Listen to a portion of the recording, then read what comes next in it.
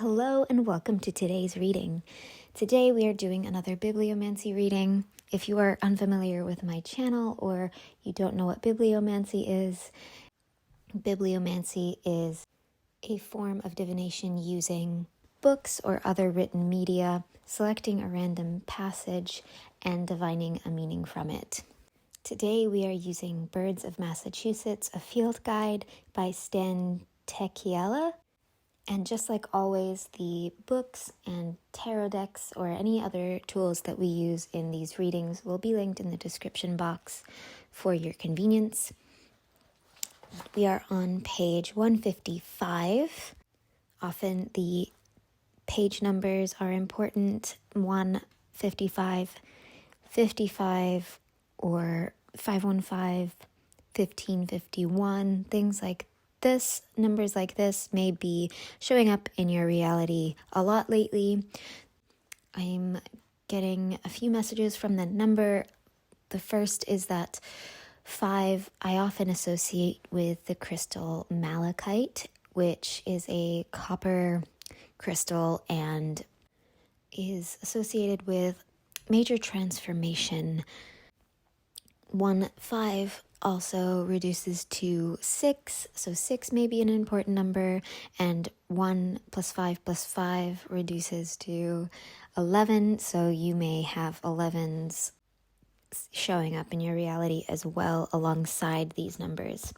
I'm getting that this is a confirmation for you.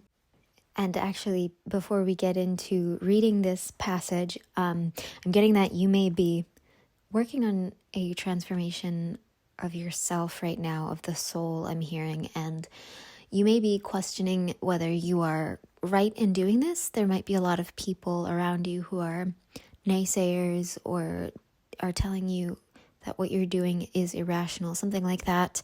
And I'm getting that if you see these 155, 55, 11, 11, any combination of these numbers, that they are a confirmation for you to keep going and keep pushing along, because you're not crazy. Those people don't know what they're talking about, and you are following your higher self, your intuition.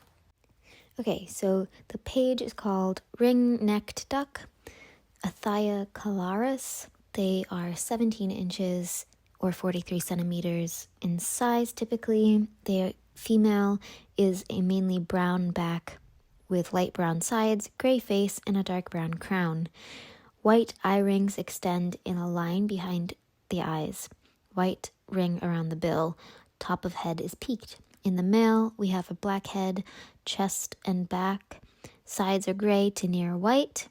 Bold white ring around bill and a second ring at the base of bill. Top of head is peaked. The juvenile looks similar to the adult.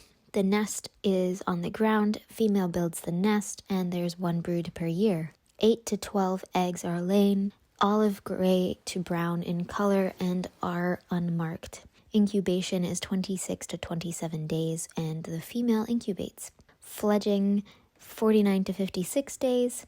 Female teaches the young to feed. The migration: complete southern states, West Indies, and Central America. They eat aquatic plants and insects. Compare: similar size as the female great scaup and lesser scaup on pages 159 and 151. There's the 151 again.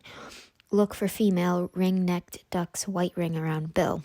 Stan's notes: usually seen during migration in Massachusetts, but more common during fall upon arrival in late August, usually in large freshwater lakes, but also on smaller tree-lined ponds.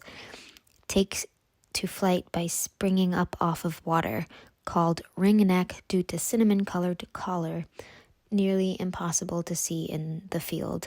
A diving duck: watch for it to dive underwater for foraging food. Okay, so we have 155, like we said, and then 151 was also in this passage, a reference to another page. The writing isn't very coherent. I know that this is a field guide, but often field guides have somewhat more developed writing, this is coming across very choppy and abbreviated. And so just by the way that it's presenting itself, I'm getting that you might be making progress in something, or you feel like you're making progress, but it's very touch and go. And you might go full speed ahead and then stop completely, and then pick up where you left off after a couple of weeks or months, and then feel like everything's picking up momentum again, and then you stop all of a sudden. I'm feeling like you're like hitting bumps in a road. I'm seeing like an old wooden wheel on a carriage, and it's bouncing off of rocks in the road. It's feeling almost really like you're being pulled really harshly forward, and you want to keep moving. You are in favor of the motion forward, but for whatever reason, there's a lot of turbulence on your way.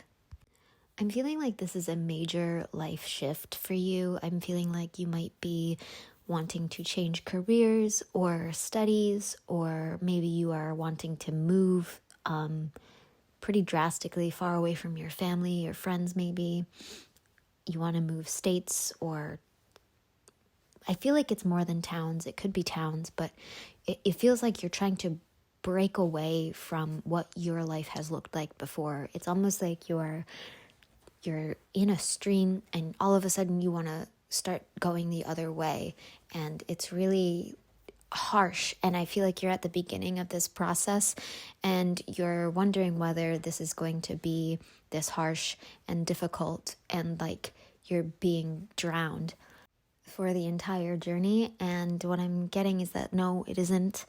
It's not going to be this difficult, but because you've just changed, you've flipped around, you're still in the process of turning, you're going against the stream right now, it's going to be much more difficult, because there's been so much momentum in the direction that you've been going that changing direction is going to feel a little bit violent.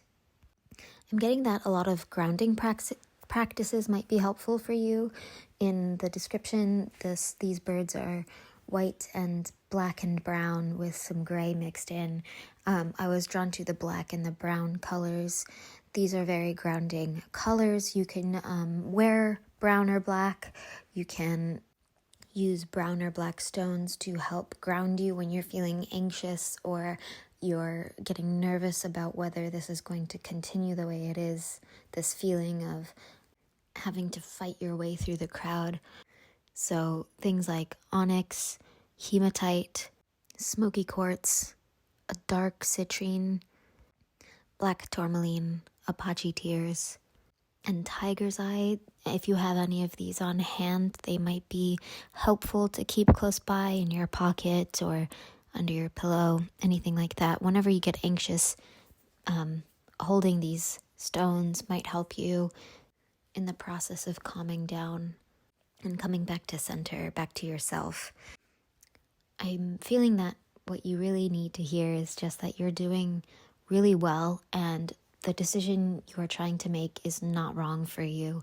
It's very good for you. It's just that you've lived your life a certain way, trying to fit in to a certain mold, and it's never been who you were. At one point, it was really helpful for you to fit into that mold, but now that you have the awareness of yourself that you do, it's time to break free of it. And unfortunately, that means that sometimes the people around you are going to feel like they don't know who you are, and they may not like who you really are because they fell for you when you were in the old version, when you were wearing that mask and fitting into that mold. Losing people is never easy, so if you are currently experiencing this, I feel for you. It's really hard. Even if they aren't the type of person you want around to support you, it can really stir up a lot of sadness and shame and feelings of being not good enough and things like that. So, take it easy with yourself, and anything that you can do to help self-soothe will be really beneficial to you at this time, but I'm getting that no matter how choppy the waters are, this is definitely a good decision for you. That is all I have for you today. I hope you liked this reading. I hope it resonated. Let me know in the comments if it did. If you feel like sharing what you're going through right now, I'd love to hear about it. Be sure to like and subscribe to this channel if you haven't already. And if you do that, hit the notification bell so that you get updated when I upload a new reading. Until next time, bye.